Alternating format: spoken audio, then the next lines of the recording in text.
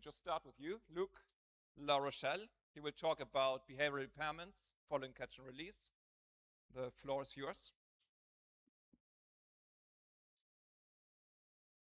Yeah, thank you. So I want to start by acknowledging the team that I had to do this project with. It spanned across a bunch of universities. Yeah, so it's a big collaboration. There's the team, bunch of names there. Yeah, so if catch and release is to be a conservation tool, it's important, one, that we have low mortality rates, and two, that we have minimal sublethal impacts on the fish. And then at that point, then we can use the conservation tool as, or catch and release as a conservation tool. To assess if this is actually going to work as a conservation tool, we need to see what the fish are doing once they're released. And one of the ways we can do this is using the post-release behavior of fish. Behavior is an excellent biomarker, and it gives us a good understanding of what the state of that fish when it's in the water. And behavior kind of breaks down into two pieces. You have the cognitive aspect, and that's what the fish knows what to do and where to go. And then you also have the physical ability of that fish to do what it wants to do. So some of the things we can look at in fish are the swimming activity. So these are things like the swimming duration, swimming intensity, things like, like total distance, movement rate, the frequency of these movements. You could also look at where they are in the water column, temperature and depth, and you can see where they are relative in that system. And based off those behaviors, you can create these best fish handling practices. And what's kind of lacking here is that we're creating these best fish handling practices using behavior with some arbitrary number without any real understanding of how long it takes that fish to recover using the behavior. So we're just picking, for example, 10 minutes and monitoring fish for 10 minutes and then identifying these best practices based off 10 minutes of data. So typically recoveries assessed in fish from using physiology, and this requires holding fish in captivity, which kind of lacks realism of fish in the wild and what might actually happen with fish once you return them back to the water. There's less known about the recovery fish in the wild, and there's different tools that we can use to assess the behavior of fish in the wild, and they all have pros and cons. Things that include like biologgers, acoustic telemetry, satellite tags, visual observations. They all have their pros and cons. So for this study, we used largemouth bass and northern pike, both popular species in North America and other parts of the world as well. What we know about these animals is that largemouth bass, the physiological recovery is about 2 hours post-capture. Northern pike, you're looking more at 6 hours. This is blood physiology stuff. But when it comes to the behavior of these animals, we don't really know much about the behavioral recovery of largemouth bass. We know a little bit about the northern pike. It's anywhere from 48 hours to 7 days post-release. But again, there's a little less known about the behavior of largemouth bass. And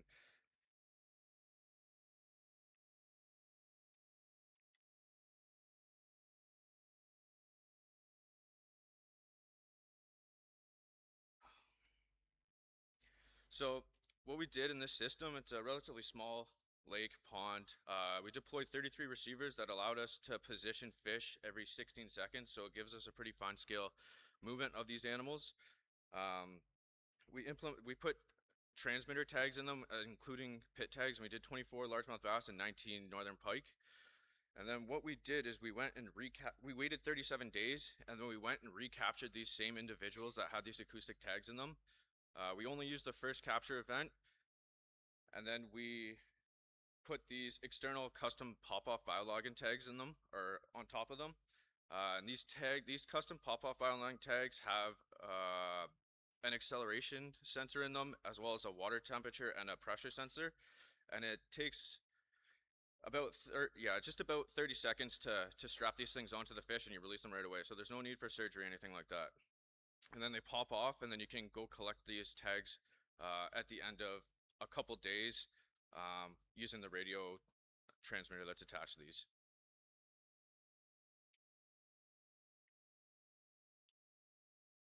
So for the acoustic data, we used 360 hours, which is 15 days prior to capture, and then 360 hours post-capture. And the things we looked at were the total distance that the animal traveled in a straight line, the mean movement rate, so how much that animal is actually moving around within that total distance area, the area used, and we did some modeling with that, and we used this thing called simultaneous confidence intervals, and we compared it to the control. So there's other animals in the system that weren't caught, and this method allowed us to compare across the time series when those individuals that were captured returned back to the same total distant mean movement rate and area used as the controls that were in the system. And then we used a thing called sustained recovery, and that's when the point that was unidentified as recovery was the same throughout the entire monitoring period. So sometimes it would come back to recovery and then be different than the control. So we really use this thing called sustained recovery, where the animal stayed the same as the control for the rest of the monitoring period.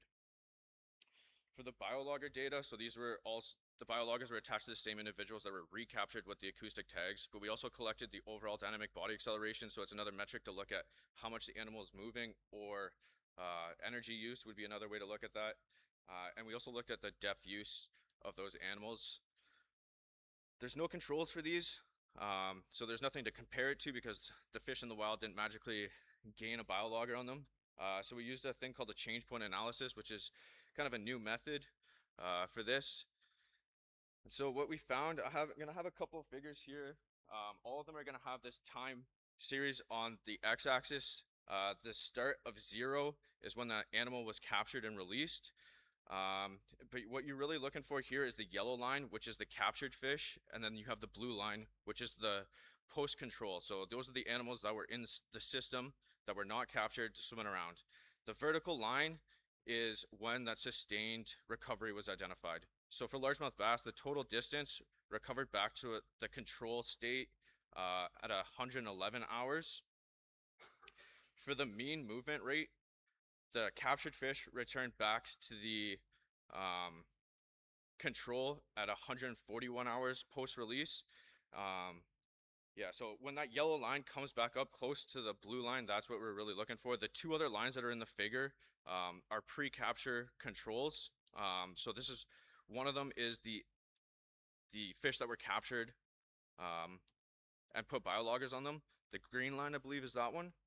And then the purple line is those same controls that are the blue line, just the 15 days prior to capture. But what we're really using for the recovery here is the blue line, because those animals have been in the wild for so long. We really just wanted to look at the comparison between those fish that were captured and at that same time point of those fish that were not captured. Now, when it comes to the biologger data, it's kind of interesting. It kind of this is the change point analysis. Again, it's the time series on the bottom, and the movement on the y-axis, and the dotted line that's going vertical is what the change point analysis identifies as recovery. And what the change point analysis is telling us is that the time prior, it separates the period into two pieces. So it identifies when a part of the time series is different than the second part of the time series. And this method identified the recovery of the overall dynamic body acceleration with these accelerometers at 113 hours, largemouth bass. Another metric was the area used, and this recovered a little bit later for the largemouth bass. This was 163 hours post-capture. Area used could be a good metric for understanding the exploratory behavior of the animals. And another one that we could use for exploration of the animals is the depth use of the animal. So for largemouth bass, the change point analysis with the depth data from the biologgers identified it as 147 hours post-release as the cutoff or the recovery time. So just overall, it seems like the bass are recovering about 111 hours or 4.5 days after capture for the movement aspect of this. It takes a little bit longer for them to start exploring in their habitat, so it's 163 days, closer to 7 days. The biologgers may show that this is happening maybe a little bit faster, but we also got to remember these animals all have biologgers on them, so it might not be an complete accurate representation of what's happening in the wild. I also added here that the mean duration of these tags lasted for about 7 days on the fish. for largemouth bass. We had some that came off a little bit earlier and some that lasted a little bit longer. For the pike, these were a little bit more challenging to identify when recovery happened. They don't do much in the wild, it seems. At least in this system, they're pretty homebodied, didn't move too much. So for total distance, we identified recovery with the with the control fish at 206 hours. The mean movement rate was identified to recover around 182 hours. But the change point analysis could not detect any changes. It was pretty uniform across the entire monitoring period with these pop-off biologging tags. And similar with the area used. These animals did not move very much. They kind of just did the same thing before capture, after capture. It didn't differ compared to the controls. So that was an interesting result there. However,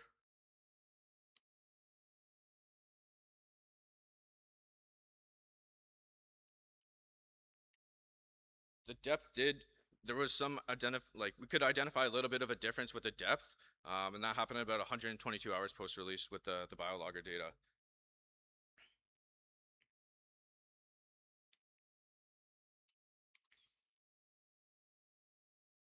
So overall with these animals, they're kind of a poor animal for identifying the behavior for catch and release studies, it seems. It's kind of hard to identify big differences in the movement rate of these animals. We got about 182 hours to about 206 hours, so anywhere from like 7.5 to 8.5 days was when these animals recovered. And the exploring actually happened a little bit earlier, but again, there was not that much difference with the acoustic data, so it's kind of hard to say that that's the identifying point for the recovery. These tags lasted a lot longer. We had these tags on these fish for 10 days. And again, these are recovery rates with animals tagged with these biologgers. So overall, we believe that these animals are recovering, the physiological recovery is happening earlier. I mean, the previous data suggests these are happening within a couple hours. The movement rate of these animals is happening prior to these animals starting to explore their habitat. So they're starting to move, but they're not really engaging in exploring their area. Believe that it's the cognitive impairment aspect of the catch and release that is really driving this delay that we see them not exploring their habitat. There's probably some tagging effects, but what's interesting is that these biologgers also identified this change in, the biologgers were able to identify the similar recovery period, at least for the largemouth bass. It was a little bit challenging with the northern pike, but there might be some tagging effects, but yeah, I mean, the biologger data suggests that they recover within 2 hours of the acoustic data, so seems pretty promising. Maybe the tag effects are not that strong here, and these fish are actually recovering around that time duration of 7 days for largemouth bass and 8 days for northern pike. So the northern pike are a little bit more challenging. I guess the take-home message here is that we should really be monitoring fish for longer than we are when we're trying to put in catch and release practices. So looking at about 7 days for largemouth bass and 8 days for northern pike, and that's really to capture that second piece of the data that we're missing, and is that cognitive impairment rather than just the physiology movement of that animal. It's also the exploring, and yeah, that's all.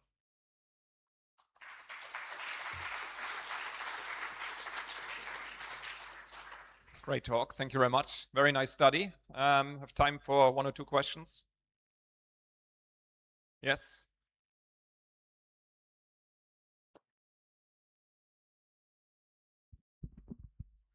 Thank you for the great talk. I have one question. You showed that there wasn't really a difference in pike, and I assume the pike and largemouth bass are both tracked in presence-absent telemetry. Maybe I thought the telemetry system is not capturing the course movement that might happen after the catch and release. Do you have any thoughts about that? This system was a pretty fine scale, so there's a few gaps in it, but we really had positions of these animals most of the time. So yeah, we captured the movement pretty good. Like, they couldn't leave this system. They were stuck in that system. Yeah, we had pretty good eyes on them the whole time. Any more questions? Very short, very short.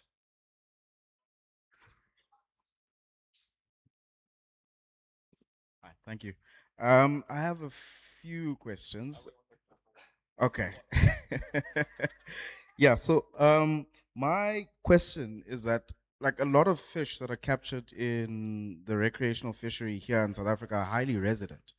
And do you think that that would then, like, if one wanted to apply this technique here in South Africa for our coastal fish species, do you think we might have a problem with it? Or do you think that there are other behaviors other than area use that one could look at while using the same techniques? Yeah, and would better catch and release practices improve recovery time in terms of behavior? Have you checked on that? Yeah, I can answer the last question for sure. We didn't really stress these animals out too much, so that's just more of a catch and pretty much release right away. If you did more stressful things to these animals when you had them in your possession, definitely would increase that recovery period. Yeah, there's other things you could look at for exploration for sure. We just used area use for this one. That's what we chose to use for this. But again, like these are just these two animals. This could be different in other species and other contexts. Like this is in the summer in a very small area, a small lake. So this would differ. Like there's so many small pieces that would change the outcome in all these other systems and species. Thank you very much. I also have some questions afterwards. So.